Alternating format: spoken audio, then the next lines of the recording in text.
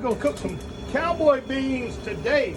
Southern Boys, world famous cowboy beans. Gonna put that ground meat in there like that. Woo-wee. Start getting it all mixed up. Them onions, celery, and bell peppers right there. Woo! We're gonna hit it with a little bit of garlic. Oh yeah! This is where all flavors begin, right here.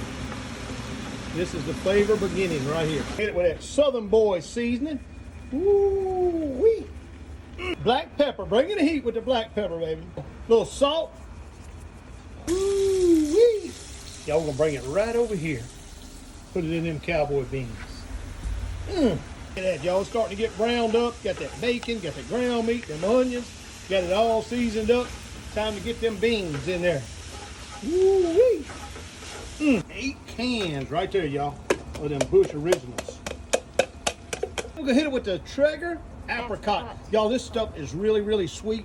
Awesome, awesome, awesome. You don't need no brown sugar when you're using this Traeger Apricot. We're gonna hit it with a bottle of the Traeger Apricot in there like that.